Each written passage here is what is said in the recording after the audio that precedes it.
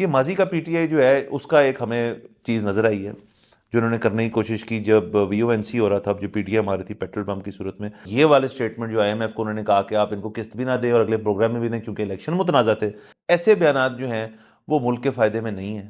इस किस्म की चीज़ मेरे ख्याल में इररिस्पॉन्सिबल है थोड़ी सी। अस्सलाम वालेकुम, मुस्बत शो में बहुत बहुत खुश आमदीद। मैं हूँ असद निज़ामी, मेरे साथ हैं अली आफ्ताब। शो को प्लीज़ लाइक और शेयर करें, चैनल को जरूर सब्सक्राइब कीजिएगा। सर कैसे हैं? सर मैं देख रहा हूँ आपको कि आपने जो है वाइट बड़ा कर दिया है और ग्रीन छोटा कर दिया है। बड़ा सर सिंबॉलिक। सर सिंबॉलिक भी है सर, ये मेरी वीकेंड लुक है। अब वीकेंड्स पे भाई जो है ऐसा ही मिलेगा आपको। वाह। मतलब जो हमारे फ्राइडे सैटरडे संडे वाले शोज हैं, टाई शायद ना हो लेकिन आपको फॉर्मेलिटी एक नजर आएगी क्योंकि लाइफ में अब हम सीरियस होने लगे हैं। बिल्कुल पुट्ठी सेफ्टी भी मारी है आपने। सर वो सर ये शेव वाली चीज़ जो है ना, ये एक पूरा पूरा टॉपिक है। लेकिन आपको मैं चले ऑडियंस के लिए बताता हूँ कि मैं तो करता ही नहीं सेफ्टी से, भाई उस तरह से शेव करता है सर खुद। बड़ा रिस्की काम है वैसे तो। खैर ये इतना रिस्की काम है कि ये खुद ही करना चाहिए, किसी और को उस तरह दे के अपने करीब नहीं लाना सर चाहिए। असल बात ये है, और वो बड़ी प्रैक्टिस है मेरी। और देखें उसके बाद इतनी फ्रेश लुक जो है सर ये आपके लिए और इनके लिए भी है। चलिए ऐसे आगे चलते हैं। एहसान तले दब गए आज हम आपके। सर चीज़ें हो रही हैं जो ज़रा चीज़ें जिनसे हमें बहुत बुरा लग रहा है, जो कि हमें थोड़ी सी तकलीफ हो रही है, उन पे एंड में आते हैं। शुरू कर लेते हैं पंजाब असेंबली के सेशन से।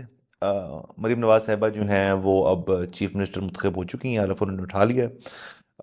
लग रहा था आज उन्होंने हलफ उठाया एज अ मेंबर पार्लियामेंट। हाँ जी। अभी कल होगी उनकी कोरोनाइजेशन और वो स्पीकर स्पीकर भी कल होंगे, बट मतलब हो गया ना। मतलब जो आज तो ये था कि तमाम एमपीएस को बुलाया हुआ था पीटीआई समेत, और पीटीआई की तरफ से ये भी था कि हम थोड़ा एहतजाज करेंगे, और जो किया उन्होंने 2 घंटे ज़रा आगे चला गया सेशन। वो वाली फील नहीं आई जो पहले पंजाब असेंबली के अंदर 1 साल पहले जो सारा हल्ला गुल्ला हो रहा था, लोग अंदर घुस रहे हैं, कुटकुटा हो रहा है, मसले हो रहे हैं। रिलेटिवली स्मूथली हो गया जी ये वाला प्रोसेस। जी। एक तो ये कि अंदर जो हैं वो लोग भी मियां नवाज शरीफ की तस्वीरें लेके खड़े हुए थे, और जैसे ही पीटीआई वाले एंटर हुए हैं तो पीएमएलएन वाले जो थे उन्होंने नारेबाजी की है। हाँ जी। सो दोनों तरफ से वो हुआ है। एक खास हद से ज्यादा मेरे ख्याल में शिद्दत पसंदी जो है वो नहीं आएगी, which is a good thing. Very good thing. उसकी वजह ये है कि पीछे से जो है वो मतलब अब है कि जी इसको चलाएं, हाँ जी, तो अब चलाएंगे। अब चलाएंगे। सर ठीक है, पंजाब के अंदर कल तो हमने काफ़ी डिस्कशन कर ली थी क्या होने को जा रहा है, बट चलिए ये एक अपडेट थी, हमने शेयर कर ली। पीटीआई के जो कैंडिडेट थे मियां असलम इकबाल, उनकी तरफ से भी एक सीन था इस किस्म का कि उनको अरेस्ट कर लिया जाएगा, ये कुछ हो जाएगा, लेकिन ऐसी कुछ चीज़ नहीं हुई। मतलब मैं वही कह रहा हूँ, थोड़ा स्मूथली सारा कुछ हो गया। हम उम्मीद करते हैं कि आगे वाले बाकी जितने भी पार्लिमानी मसले हैं, मरकज़ का इशू है, केपी है, बलूचिस्तान, दीगर जो सिंध की हैं, उसके अंदर सारा कुछ स्मूथली हो जाएगा। और अब आप देखें, हमने शो पे यही कह दिया कि अब सिस्टम ज़रा चले, पहिया घूमना शुरू करे। उसके बाद जो चीज़ें पेरिफेरीज में सब कुछ हो रहा है वो तो हो ही रहा है। वो तो एक मुझे लग रहा है कि वो एक कानूनी रास्ता ही इख्तियार करेगा। जो अब वो वाली बात थी ना कि जी सड़कों पे आ जाओ, मुल्क बंद कर दो, एहतजाज करो, आई थिंक उससे हम पार हो गए हैं। अब आई थिंक ये कानूनी रास्ते से आपको वेट करना पड़ेगा। हाँ बिल्कुल। और कल रात किसी एक शो पे आए हुए थे सलमान अकरम राजा, ही वाज डिजेक्टेड जी। तो उनसे 2 बातें उनसे हुई। एक तो जो फायजीसा साहब वाला फैसला था उसमें तो उन्होंने कहा जी फैसले में तो कोई ऐसा मसला नहीं है, वो तो जिसने पढ़ लिया फैसला उसको तो कोई मसला नहीं नजर आ रहा। दूसरी उनसे बात वही हुई धांधली वाली, तो वो उसमें डिजेक्टेड थे। उन्होंने कहा जी कि ये तो मामला वहीं जा रहा है ट्राइब्यूनल वाला, और फिर ट्राइब्यूनल से सुप्रीम कोर्ट, और वो तो 2013 के फैसले आज तक नहीं आए। हाँ। तो ये कहाँ ही आएगा, कहाँ ही आए, तो बस अब उधर ही है। और वो समझौता गमों से ही है। कुछ पता नहीं कितनी स्पीड। असल में 13 वाला मसले भी बड़े और थे ना सर। 13 में इस किस्म की कॉम्प्लेक्स सिनेरियो नहीं था हर चीज़ का। सो यानी कि हमें पता था कि 13 में जब नून लीग आ गई तो गवर्नमेंट ने चल ही जाना था, मतलब उस तरह के मसाइल नहीं थे, बल्कि बेहतरी ही थी। और 18 में भी इवन जब पीटीआई आई थी तो उसके बाद ही सारा ये मईशी बुरहान जो है शुरू हुआ था, लेकिन अब तो हम उसके अंदर हैं। सो अब की गवर्नमेंट और उन 2 गवर्नमेंट्स में फ़र्क है। कुछ भी हो सकता है आने वाले दिनों में कि इस प्रेशर को उधर यूज़ कर लें, उस प्रेशर को इधर यूज़ कर लें, तो ये चीज़ें डिफरेंट हैं थोड़ी सी। बिल्कुल, क्योंकि इवेंचुअली तो हम जाहिर है वो 2012 वो मोमेंट था जब उसामा बिन लादेन वाला, उसके बाद से हमारी एड ड्राई अप हो गई थी। तो वो मुआशी बहरान शुरू तो वहाँ से हुआ हुआ है, शुरू हो गया था, लेकिन हमने हैवी बोरोइंग करके महसूस नहीं होने दिया। तो अब वो पैसे वापस करने का वक्त हुआ चल रहा तो वो टच कर रहा है। हाँ। तो चले सर, ये तो रही पंजाब की हद तक बात। थोड़ा सा हम आ जाते हैं दूसरे जो मुस्लिम साहिल हैं। दो प्रोमिनेंट कंटेंट क्रिएटर्स को कल के रोज़ अरेस्ट किया गया है, असद तूर और इमरान रियाज। तो इमरान रियाज वाले केस में इस दफ़ा शायद फ़र्क सिर्फ ये था कि एग्जैक्टली नज़र आ रहा था उस वीडियो में कि किसने अरेस्ट किए और वो कहाँ हैं आज। बल्कि उनकी जब कोर्ट में भी उनको पेश किया गया तो उसकी भी वीडियो है, हथकड़ियाँ उनको डाली हुई हैं और अब वो जा रहे हैं। अब इसमें पता नहीं लग रहा था कि ये क्या है, अभी तक मुझे क्लैरिटी नहीं आई कि ये किस केस के अंदर किया है इनको अंदर। कुछ लोग कह रहे हैं ये एंटी करप्शन का कोई केस है उसके अंदर है, कुछ लोग कह रहे हैं नहीं वो जो सुप्रीम कोर्ट की लिस्ट थी तमाम कंटेंट क्रिएटर्स की जिसके ऊपर इशू था वो वाला, वो मेरे ख्याल में इसलिए नहीं है ये क्योंकि उसके ऊपर तो सिर्फ एफआईए ने नोटिस इनको किया हुआ था आज सुबह का कि आप आके इसके ऊपर अपना बयान रिकॉर्ड करवा जाएं। तो वो तो शायद एक चीज़ चल रही थी, इलेक्शन जीआईटी, लेकिन वो उसमें तो वो नहीं जा सके ना क्योंकि वो अंदर हो गए थे। तो अब क्यों अंदर किया है, ये उठाने का क्या वजह है? अभी तो वो बाहर आए थे कुछ महीने पहले। फिर ये भी हमने सुना है कि उनको आई थिंक ये इस किस्म की इंडिकेशन थी उनको कि जी अपना जो काम है आपका वीलॉगिंग का वो आपने इलेक्शंस के बाद ही थोड़ा ज़रा मामला सेटल हो जाए तो कर लें। वो काफ़ी दिनों से हैं और मेरे ख्याल में दिन के दो दो कर रहे हैं। तो ये भी शायद एक वजह हो सकती है कि उनकी बातें अब फिर से पसंद नहीं आ रही। असद तूर वाला जो है वो भी एक अगेन ये है कि हमें नहीं समझ आ रही कि को बता दें कि किस वजह से उठाया है, कहाँ हैं, क्या कर रहे हैं, वकला कहाँ हैं उनके, वकला या तो बता दें या शायद उनको भी नहीं पता। तो ये एक मसले मसाइल है। बिल्कुल सर, ये ज़िंदगी की तरह ना इसका एक अच्छा पहलू और एक बुरा पहलू है। सो अच्छा पहलू तो जिस तरह से आपने कह दिया कि शुमाली इलाका जात की सैर नहीं है, नहीं पता है कि वो कहाँ है, कहाँ है, तो ये अच्छी बात है। बुरी बात ये है कि ये हुआ कि जी बताए ना कि क्या है मसला। देखें उसकी वजह ये है कि पहली चीज़ एक तो ये कि अगर इनको एंटी करप्शन पे लेके गए हैं तो इन पे शायद कोई केस उस तरह का पहले चल रहा हो या कोई इन्वेस्टिगेशन हो रही हो जिसके में कि इन्होंने कहीं पे कोई करप्शन की है, पता नहीं किस जमाने में, वी डोंट नो। ठीक है, लेकिन अगेन बताना ज़रूरी है कि जी किस चीज़ के लिए लेके गए हैं। अच्छा, अगर तो ये कोई करप्शन का केस है तो शायद करप्शन के केसेस में ऐसे मतलब मुश्किल होता हो साबित करना, उसके लिए ज़्यादा तैयारी की ज़रूरत है, ज़्यादा एविडेंस गैदरिंग की ज़रूरत है। अच्छा, अगेन मेरा तो यही ख्याल है कि जो भी बंदा फ्लाइट रिस्क नहीं है उसका बेल हक है। लेकिन अगर आप पहले टूर की बात कर लें, पहले असद टूर की, ठीक है।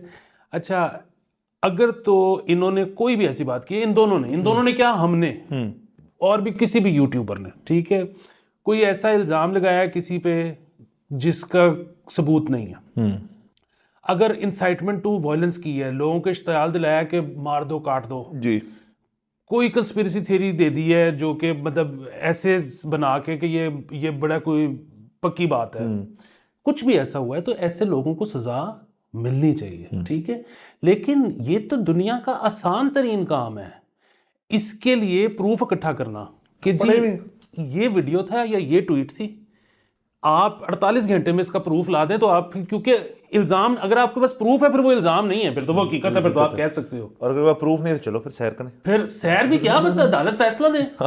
मतलब ये अदालत क्यों रखी हुई है, ये फैसला करे, कानून मौजूद है जी, जज मौजूद है, आर पार करें। लेकिन अगर आप इस तरह से रखेंगे, अभी पता नहीं ये कब ऑन एयर जाएगा हमारा शो, लेकिन इस वक्त एज वी स्पीक असद तूर को एफआईए के दफ्तर में 4 घंटे हो चुके हैं, उनको उनके लॉयर्स से नहीं मिलने दिया जा रहा और नहीं बताया जा रहा कि उनको कब छोड़ेंगे और उनको किस मकसद से अंदर रखा हुआ है। अगर ये इस तरह की चीजें करेंगे ना तो ये, अगर अगेन हम तो कह रहे हैं, हम तो चाहते हैं कि जी ऊपर कुछ इस तरह के चेक्स एंड बैलेंसेस होने चाहिए, मादर पिदराजाद कुछ भी किसी पे इल्जाम लगा दे या झूठ बोल दे या इश्तियाल दिला दे, ये नहीं होना चाहिए। लेकिन अगर आप किसी को ठीक तरह से प्रोसिक्यूट नहीं करोगे, परसिक्यूट करोगे, ये हुकूमत अपना नुकसान करवाएगी। ये जो ऐसा करने वाले हैं वो हीरो बनेंगे कि यार वो तो जेल काट के आया बगैर किसी वजह, आपने बताई ही नहीं वजह। सर आप देख लें असद तूर के साथ भी एक वाक़या हुआ था पहले, घर के अंदर कुछ मामला हुए थे, उनको तशद्दुद का निशाना बनाया गया था, बहुत अनफॉर्चुनेट। उसके बाद तमाम कम्युनिटी उनके साथ खड़े होके बाशमूल हामिद मीर साहब, क्योंकि जो भी करें इस वक्त हमारी सहाफ़ती इंडस्ट्री के अंदर बहुत सीनियर सहाफ़ी माने जाते हैं, और उन्होंने भी उस पे ये कहा था कि ये गलत है और ऐसे नहीं होना चाहिए, और अगर आप फिर से करेंगे ये तो फिर हमें भी बातें पता हैं और वो भी बाहर रहेंगी। वो निशाना किसी और तरफ कर रहे थे लेकिन चला वहाँ से रहे थे। लेकिन ये भी चले एक इंटरेस्टिंग चीज़ है कि अब ये चीज़ हो गई है तो अब उनका भी रद्द-ए-अमल आना चाहिए और तमाम सहाफ़ी कम्युनिटी का कि क्या है, हमारा तो आ ही रहा है। उसके अलावा आपने बात की कि ये लोग जब तक आप इस तरह श्राउडेड रखेंगे इस चीज़ को डाउट के अंदर कि जी किस वजह से अंदर किया है, वकला को इजाज़त दी है मिलने की, किन कंडीशंस में रखा हुआ है, कौन से दफ़े लगे हैं उनके ऊपर, क्या उसके ऊपर डिटेल है, ये हक है उस कैदी का भी, उसके वकला का भी और हमारा भी है। हमें भी पता होना चाहिए कि भाई क्यों किया है, ताकि हमें हमें अगर हम इन्फॉर्म्ड होंगे तो हम आगे इन्फॉर्म करेंगे ना किसी को।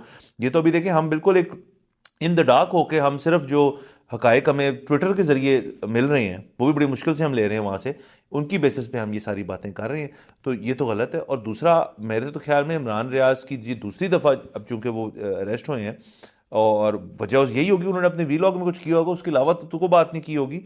तो वो तो आज का अगर आप सिर्फ उनकी वो वीडियो देख लें जब वो कोर्ट गए हैं और उसके नीचे कमेंट्स देख लें, तो मेरे ख्याल में जो लोग अगर उनकी बातों से एग्री नहीं करते थे या उनका स्टाइल ऑफ वीलॉगिंग जो जो कि मुझे पर्सनली भी इतना मैं इतना बड़ा फैन नहीं हूं, लेकिन चले वो हर बंदा अपनी अपनी कर रहा है, कोई मसले वाली बात नहीं, बट मैं खुद इस चीज़ पे सोचने में मजबूर हूं कि यार कि क्या हो गया इतनी बड़ी बात।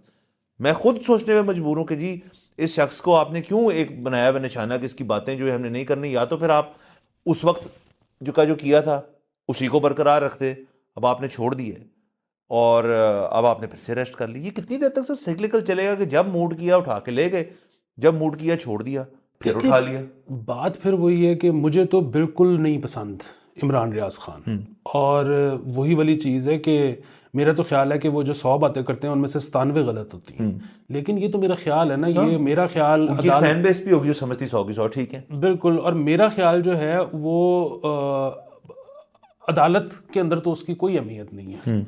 बात बुनियादी तौर पे ये है कि मुझे उनकी कई ट्वीट्स हैं जो बहुत काबिल एतराज़ लगती है, मुझे लगता है कि उस पर वाकई कोई ना कोई एक्शन होना चाहिए। उन्होंने वीलॉग में भी शायद ऐसी कोई, मैं वीलॉग सुनता नहीं उनके, लेकिन कुछ एक दो ट्वीट्स हैं जो कि मुझे खतरनाक लगी हैं। लेकिन बहरहाल फिर वही बात है ना, आप बता दें कि जी ये ट्वीट थी या वीलॉग का 20:01 से लेके तो 30 सेकंड तक कानून में इस वजह से ये करना मना है, तो आओ जी अदालत आओ, फैसला होए। सर यहाँ पे मुझे बताएं सर, ये वाली बात भी है ना, कोई अगर ज्यादा सीरियस मसला हो अदालतें खुल भी जाती हैं। हम नहीं कह रहे कि अदालत आप रात को खोलें और किसी की नींद जो है उसको खराब करके बुलाएं जज को, अगले दिन उससे अगले दिन चलें, चंद घंटे 12-13 घंटे हो गए हैं, पता तो चल जाए, ताकि हम भी हम हिस्सा बन जाए ना उस चीज का कि जी हमें आप पता है। को हमसे 10 लोग पूछते हैं, आपसे आगे पूछते हैं, मुझसे पूछते हैं, हमको अच्छा लगता है, कहते हैं यार हमें नहीं पता। हाँ। हमको पता ही नहीं। बिल्कुल। अच्छा, अब ये इनसे तो मेरी कोई जान पहचान नहीं है, बस सतूर जो है वो दोस्त है, मतलब उसके साथ मुलाकातें रही है, चिलिंग रही है। मैंने उसके वीलॉग्स नहीं देखे हुए, मुझे नहीं पता, और कि मैं उसके बिहाफ पे वाउच नहीं कर सकता कि उसने कभी कोई गलत बात उसने की होगी। प्रॉब्लम फिर वही है यार, आप बता दो कि इसने ये बात की थी, ये खिलाफ कानून है या इसके पास इसका एविडेंस नहीं है और इसने ये बात की थी, धड़ल्ले से दावे से की थी, और ठीक है हम चुप करके साइड पे हो जाएंगे। मैं इस पे और बात भी ऐड करना चाहूंगा। इस इंफॉर्मेशन डिस्कनेक्ट करना एक बहुत बड़ी वजह ये है कि ट्विटर की बंदिश। आप जरा सोचें, आपको पता है कुछ लोगों के साथ क्या हो रहा है? कुछ लोगों के साथ ये हो रहा है कि उनका ट्विटर जब वो वीपीएन पे भी यूज कर रहे हैं ना, तो उनकी जो नोटिफिकेशंस हैं वो पुरानी वाली ऊपर आ गई और नई वाली नीचे चली गई। कुछ ये मेरे साथ भी हुआ, क्योंकि शायद जो पुराने आपके कंटेंट है उसके बाद में किसी को मौका मिला उसको अपलोड करने के लिए, या उस पर कोई किसी ने कमेंट किया है, क्योंकि लोग एक कंसिस्टेंट टाइमलाइन पे नहीं चल रहे। कोई अपना वीपीएन ऑफ रखा हुआ है तो उसका ट्विटर बंद है, किसी का ऑन है। उसके अलावा जो मेरे पास कंटेंट आ रहा है वो कुछ है जी बिल्कुल रिसेंट है, कुछ मेरा 1 डे अगो है, कुछ 5 आवर्स अगो, कुछ 10 आवर्स अगो है। सो वो जो एक लीनियर किस्म की जो चीज़ होती है जो ट्विटर की मेरे ख्याल में फाउंडेशन ही है कि यार लीनियर इन्फॉर्मेशन है एक टाइमलाइन पे, वो मुझे नहीं मिल रही और मुझे देखने को नहीं मिल रही और ऐसे तमाम लोगों को नहीं देखने को मिल रही, और उसमें बन गई एक अजीब सी खिचड़ी।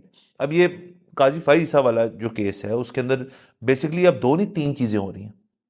एक बात हो रही है, वो जो पहले उन्होंने सुप्रीम कोर्ट के अंदर एक लिस्ट दी थी कंटेंट क्रिएटर्स की, एक जो कल परसों उन्होंने एक हेयरिंग के ऊपर जो बेल ग्रांट की थी वो वाली बात जिसके ऊपर हमने कल बात की थी वो हो रही है, तीसरा वो जीआईटी वाली चीज़ हो रही है सारी जिसके ऊपर है। अब काजी फैज ईसा जो है इस वक्त टॉप ट्रेंडिंग है, लेकिन किसी को पता नहीं कौन से वाली चीज़ में टॉप ट्रेंडिंग है, इतना कुछ जो है वो हो रहा है। और ये देखें, हम रेवेन्यू लॉस की बात करते हैं, हम हर चीज़ की बात करते हैं, ट्विटर का एक और बहुत बड़ा लॉस है कि आपकी इंफॉर्मेशन की जो फ्लो है वो डिसरप्ट हुई हुई है।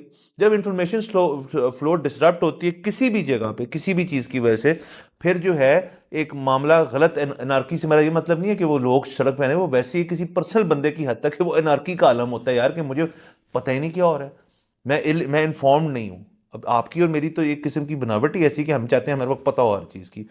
अब मेरे तो ख्याल में हमारा माशरा पूरा इस किस्म का होना शुरू हो गया, यार पता तो चले क्या हो रहा है, या दूसरी ऑन द ऑपोजिट साइड की, यार मैं अपना इज़हार ख्याल जो है वो कहाँ जाके करूँ, लोगों को नहीं करने को मिल रहा। सो ये जल्द से जल्द ये मसले ख़त्म करें। कल के दिन अमेरिका ने भी कह छोड़ा है कि ट्विटर आप बहाल करें, उनके कांग्रेसमैन की भी एक वीडियो मैंने देखी। ये तो तमाशा बन गया, ये तमाशा बन गया। और इनको पता नहीं क्यों ये लगता है कि ये बंद करने से कंट्रोल हो जाएगा, या अगर बंद ना किया तो कोई बहुत बड़ा आतिश फिशा है जो फट जाएगा। ये एक्चुअली आतिश फिशा को फटने से रोकता है। आप अपने दिल की भड़ास निकाल देते हो, आप एक्चुअली उसके बाद घर से बाहर नहीं निकलते। आप इजी हो जाते हैं। जिस दिन ये आपको लगा ना कि यार मेरे पास तो बात करने वाली जगह ही कोई नहीं रही, तो आप शायद वाकई सड़क पे निकल जाओ। तो ये पता नहीं क्यों हमारे हुक्मरानों को समझ नहीं आता। लेकिन सर मसला ये किसी को पता ही नहीं क्यों बंद है, ना पीटीआई को पता है ना केयरटेकर गवर्नमेंट को पता है, तो पता क्यों फिर? हाँ, वो केयरटेकर गवर्नमेंट तो कहती है हमने तो किया ही नहीं। जब वो बहस था, वो मलिक साहब से जब मुलाकात हुई तो उनकी थ्योरी बड़ी जबरदस्त है, वो आपकी इजाजत से मैं बताना बिल्कुल प्लीज। वो ये है कि मलिक साहब कहते हैं कि जी ट्विटर इन्होंने बंद तो कर दिया, अब जब वापस खोला नहीं जा रहा है इनसे, अब इनसे ना वापस ऑन नहीं हो रहा, उसकी जो डीएनएस प्रोटोकॉल्स है, जो उसकी दीगर जो करनी होती चीजें वो बंद करता है, वो वापस चालू नहीं हो रहा है इनसे। ये एन मुमकिन सर ये बहुत मुमकिन है, वरना और कोई बात समझ नहीं आ रही सर। लेकिन चले, हम उम्मीद करते हैं कि ये जो दोनों अरेस्ट्स किए गए हैं ये कानूनी रास्ते के तहत चलेंगे, जल्द से जल्द हमें भी इंफॉर्मेशन मिलेगी, उनको भी रिलीफ मिलेगा जो ड्यू है रिलीफ। ये नहीं कि हम कह रहे कि आउट ऑफ द ऑर्डिनरी किस्म का रिलीफ है, जो बनता है वो दें, वो बेल की सूरत में है, वो नई बेल की सूरत में, ताकि पता चले। और अगेन, और बल्कि जिस दिन वो सबूत सामने ला के रख देंगे, हम तो कहेंगे भाई तुम दो। हाँ, हम तो जो बात गलत है वो गलत है, हम सच के साथ हैं, सही के साथ हैं सर। और बाकी सर मैं उस तरफ नहीं जाना चाह रहा आज, freedom of the press, freedom of the media, freedom of expression, वो आपको पता है फिर आप और मैं शुरू हुए तो मेरे कई दिन लग सकते हैं, लेकिन हम किसी दिन बात कर लेंगे उसको। मैं एक और चीज़ पे आना चाह रहा हूँ, तरीक़न साहब, खान साहब और उनके बयानात जो हैं, IMF वाला सुना आपने बयान उनका? जी सर। सर अब जो एक चल रहा था ना रोमांस कि ये यार this is the new PTI, ये वो वाले नहीं हैं जो माजी के थे, ये नए वाले हैं, ये आईफोन 15 प्रो मैक्स वाले पीटीआई जो है। सर नहीं सर वो है आईफोन 12 जो लेकर आए थे जेब में रख के। ये माजी का पीटीआई जो है उसका एक हमें चीज़ नज़र आई है जो उन्होंने करने की कोशिश की जब VONC हो रहा था, अब जो पीटीआई मारी थी पेट्रोल पंप की सूरत में। अब वो अलग बात है कि जो उनके साथ हुआ, हमने बहुत, आपको मेरे मौजूद हैं व्लॉग्स के, हम उसके बिल्कुल खिलाफ है। जो धांधली वाली चीज़ें हुई हैं, सलमान राजा से लेके यास्मीन राजा, सारे हमने देखे हैं, हमने, क्योंकि हम इन इट थे, हम बैठे हुए थे, हम इधर ही थे, उसकी हम मजम्मत करते हैं। ऐसे बयान जो हैं वो मुल्क के फ़ायदे में नहीं है। At end of the day आपका मेरा और हम सब लोगों का वो माने ना माने होता ही है कि पॉलिटिकल पार्टीज अपनी जगह, मुल्क का नुकसान नहीं होना चाहिए। और ये वाले स्टेटमेंट जो IMF को उन्होंने कहा कि आप इनको किस्त भी ना दें और अगले प्रोग्राम में भी दें क्योंकि इलेक्शन मुतनाज़ा थे, इस किस्म की चीज़ मेरे ख्याल में इररिस्पॉन्सिबल है। जी बहुत इररिस्पॉन्सिबल है। इसमें भी एक अच्छा पहलू है, एक बुरा पहलू है। जो अच्छा पहलू है वो तो मुस्बत पहलू तो मुस्बत पहलू तो ये है कि IMF को इस बात से फर्क नहीं पड़ता कि ये क्या कह रहे हैं। हाँ, तो ये तो मुस्बत है। बाकी जो है ना, ये नहीं करना चाहिए। देखें, हम भी इस तरह की बात 4 दिन पहले हमने इस शो में कहा था कि जी अगर ये ज़्यादा देर ट्विटर बंद करेंगे तो IMF की किस्त भी नहीं मिलेगी। ठीक है, लेकिन वो क्या था कि वो खदशे का इजहार था। वो था कि ये ना करो, वो रुक जाएगी।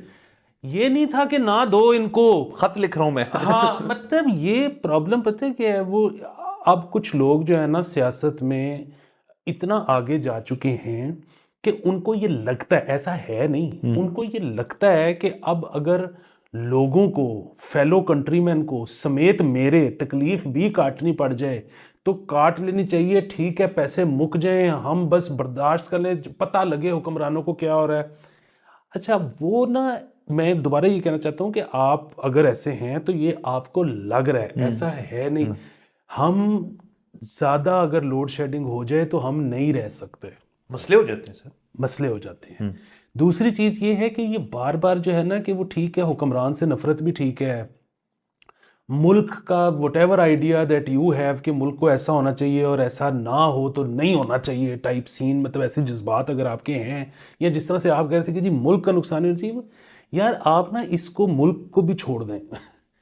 आप ना, ये मुल्क वो क्या होता है, मुल्क होता है उसमें बहुत सारे बंदे होते हैं, ठीक है, आप एक ही जगह पे आप उनमें से एक बंदे हो, ठीक है। आप जो है ना, ये इनकलाब शिनकलाब के मैं सिर्फ इसीलिए खिलाफ हूँ, बड़ी जबरदस्त चीज है इनकलाब। प्रॉब्लम ये है कि बीच में खून बह जाता है, तो खून नहीं, ठीक है, नंबर 1 चीज। नंबर 2 चीज, लोड शेडिंग नहीं। नंबर 3 चीज के रोटी टाइम पे लगनी चाहिए बस। हाँ, इसके होते हुए जो इनकलाब आ जाए वो ओके इनकलाब है, इन चीजों पे कॉम्प्रोमाइज आप थोड़ा वोक इनकलाब चाह रहे हैं। सर प्रॉब्लम पता है क्या है, मेरी जो है ना, मतलब एक दौर में आपका भाई भी इनकलाबी होता था, लेकिन फिर मैं बड़ा हो गया और जिंदगी, अब मुझे लगता है कि मेरी बहुत सारी जिंदगी गुजर चुकी है, आधी से ज्यादा, और जिसमें से बहुत उस जिंदगी में से बहुत साल जाया हो गए जिसमें मैं इनकलाबी था, क्योंकि आया ही नहीं, चीजें आ ਜਾਂਦਾ। अब जो मेरी थोड़ी सी रह गई है ना, नहीं सर, आपकी काफी सर थैंक यू, उसको मैं एसी वाले कमरे में प्ले स्टेशन खेलते गुजारना चाहता हूँ। आप कंटेंट कंज्यूम करते हुए और सुटते हुए आप चाहते हैं लाइफ गुजरे। सर बिल्कुल ठीक है, और ये आपका प्रोगेटिव है, ये आपका अपना हक है। अब मसला सिर्फ ये है कि ये जिनको जो नहीं समझ आ रही बात, सर उनको लग रहा है कि मेरी जो इस वक्त मेरी लाइन है जो मैं चाह रहा हूं कि हो, उससे सब अलाइंड है इस टाइम। मैं यकीन से कह सकता हूँ, दावे से कह सकता हूँ कि जिन्होंने ये आके खान साहब का मौक़िफ़ पेश किया, बैरिस्टर अली ज़फ़र साहब, वो भी इससे एग्री नहीं करते। ये मेरा ख्याल है कि वो इससे एग्री नहीं करते होंगे, क्योंकि वो बहरहाल एक दानिश्वर आदमी है, एक बड़े काबिल वकील हैं और बड़े ज़बरदस्त वकील हैं। मैं नहीं मान सकता कि वो कहें यार कि ए ठीक किया है। मैं भी नहीं मान सकता। वो दानिश्वरी वगैरह तो हर चीज़ एक तरफ, उनके इधर है स्टेक्स, ठीक है, मतलब मैं अज्यूम कर रहा हूँ कि बैरिस्टर साहब के 2 प्लॉट तो होंगे पाकिस्तान में, ठीक है।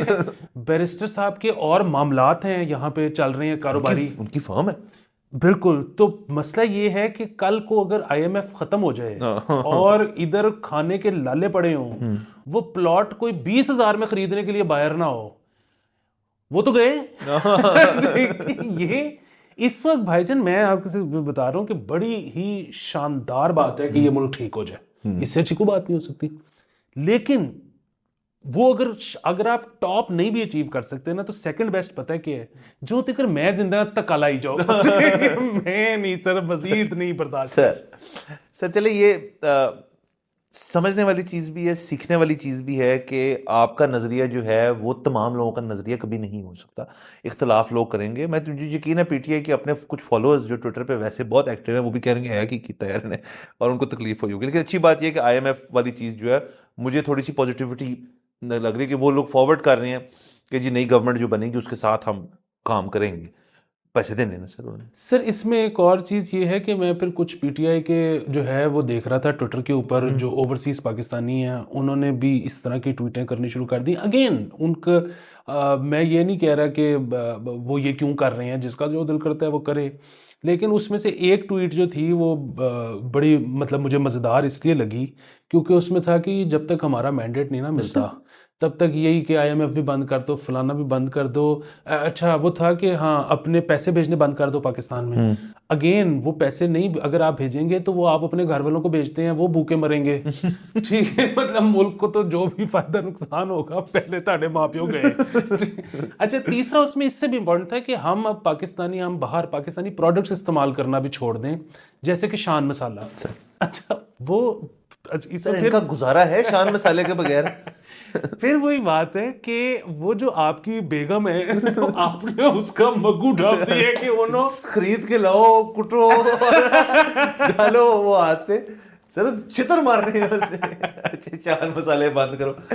तो वैसे ये मैं देख रहा था कि सर ये इस पर भी हम किसी दिन बकायदा पूरा टॉपिक करेंगे कि पहले लोगों के घरों के खानों के जायके ना बड़े फर्क होते थे। अब ना घरों में भी बड़ा ही एक यूनिवर्सल सा जायका हो गया हुआ है, क्योंकि मसाले बने बनाए मिलते हैं सर। टाइम नहीं है किसी के पास सर। वही वाली बात है ना कि जब टाइम होगा तब जहन कहेगा यार मैं ये भी कर लेता हूँ, मैं ये भी कर लेता हूँ, अनलेस को वैसे ही सोचता हो।